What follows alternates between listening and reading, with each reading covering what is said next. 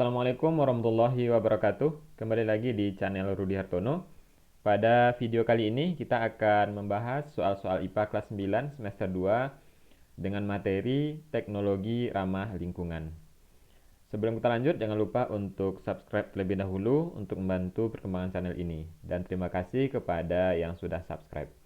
Baiklah adik-adik, kita lihat soal pertama. Sumber energi yang paling aman bagi lingkungan adalah A. Nuklir, B. Batu bara, C. Matahari, D. Minyak bumi. Nah, ada beberapa sumber energi yang aman bagi lingkungan. Yang pertama adalah angin, kemudian panas bumi, kemudian bahan bakar dari tumbuhan,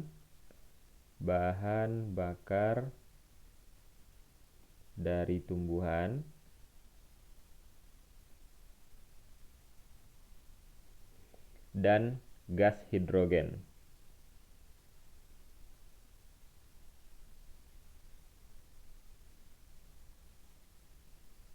Ya, kemudian terakhir ada matahari atau cahaya matahari.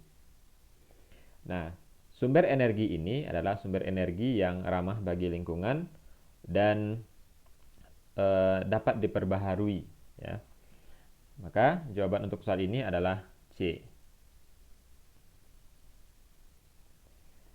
Minyak mentah dapat diolah menjadi berbagai jenis bahan bakar seperti bensin, aftur, kerosin, serta aspal. Prinsip dasar dalam pengolahan minyak mentah tersebut adalah A. Penyaringan berdasarkan ukuran molekul, B. Penyaringan berdasarkan berat jenis molekul, C. Pemanasan dan pemisahan berdasarkan titik didih, D. Pemisahan berdasarkan kelarutannya pada pelarut tertentu. Jawabannya adalah C. Pemanasan dan pemisahan berdasarkan titik didih. Nah, seperti yang sudah kita pelajari bahwasanya proses pemisahan minyak mentah menjadi beberapa jenis bahan bakar itu melalui proses penyulingan ya, penyulingan. Jadi nama lainnya adalah penyulingan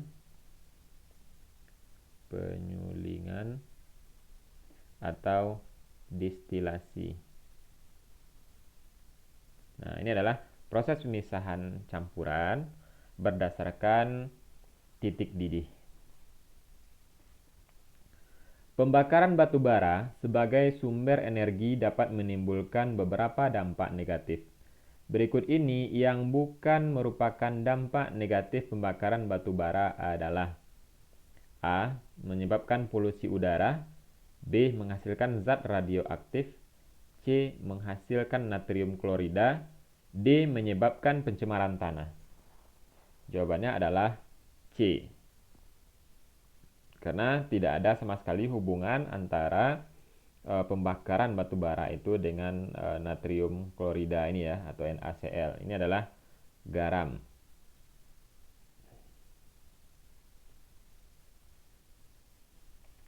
Bentuk aplikasi teknologi yang memberikan kemudahan bagi manusia dalam memenuhi kebutuhannya, namun tetap menjaga kelestarian lingkungan, baik sekarang maupun yang akan datang, merupakan pengertian dari A. Bioteknologi, B. Bioremediasi, C. Teknologi modern, D. Teknologi ramah lingkungan. Nah, jawabannya apa adik-adik? Ya, jawabannya adalah D. Teknologi ramah lingkungan ya, sesuai dengan topik atau judul materi kita pada bab ini. Berikut ini yang bukan merupakan prinsip-prinsip teknologi yang tetap menjaga kelestarian lingkungan adalah A. Menjaga keberlangsungan lingkungan di masa depan, B. Memperhatikan keseimbangan lingkungan sosial dan ekonomi, C. Menggunakan sumber daya alam yang dapat diperbaharui, D. Menggunakan bahan-bahan yang tidak dapat didaur ulang. Ya, jawabannya adalah D. Ya, karena di sini disebutkan tidak dapat didaur ulang. Ini akan menjadi masalah bagi lingkungan. Contoh aplikasi teknologi ramah lingkungan dalam bidang energi adalah sebagai berikut, kecuali A. Biofuel, B. Geothermal, C. Panel surya, D. Osmosis terbalik. Nah, adik-adik, ada beberapa contoh aplikasi teknologi ramah lingkungan di bidang energi ya. Ini juga cukup banyak ya, kita lihat dulu. Nah, di antaranya adalah biofuel, biogas, sel surya, ocean power atau pembangkit listrik tenaga pasang surut air laut, kemudian wind power yaitu pembangkit listrik tenaga angin, geothermal, fuel cell, dan hydrogen power. Nah, kita lihat pilihan jawaban. Biofuel berarti benar, geothermal benar, panel surya atau sel surya benar, maka yang bukan adalah osmosis balik.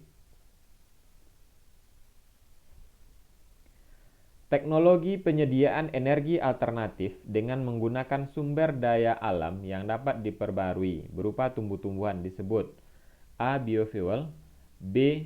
Biogas, C. Fuel cell, D. Biopori. Nah, sebelum kita jawab, kita lihat dulu pengertiannya satu persatu. Biofuel itu adalah bahan bakar alternatif yang berasal dari bahan-bahan organik berupa tumbuh-tumbuhan yang dapat diperbarui. Biogas adalah bahan bakar alternatif yang diperoleh dari proses fermentasi bahan-bahan organik oleh bakteri anaerob. Kemudian fuel cell adalah sel bahan bakar yang bersumber dari reaksi hidrogen dan oksigen. Sedangkan biopori merupakan teknik untuk membuat wilayah resapan air hujan. Maka kita sudah menemukan jawabannya, yaitu biofuel.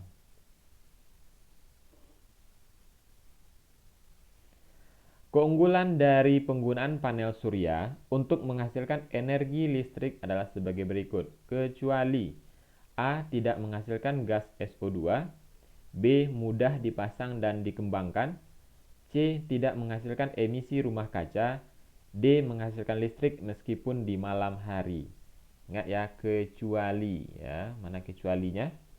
Ya, benar ya, menghasilkan listrik meskipun di malam hari.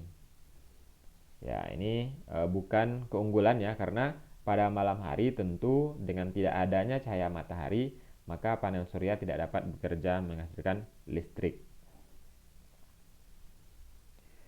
Teknologi yang memanfaatkan panas yang ada dalam lapisan dalam bumi untuk digunakan dalam penyediaan energi listrik dilakukan dengan A. Geologi, B. Geopower, C. Geothermal, D. Geoelektrik. Ya, jawabannya adalah ya, C. Geothermal. Kendaraan-kendaraan berikut yang paling ramah lingkungan adalah A. Bus dengan mesin diesel, B. Bus dengan mesin motor listrik, C. Pesawat dengan bahan bakar aftur, D. Motor dengan bahan bakar minyak bumi.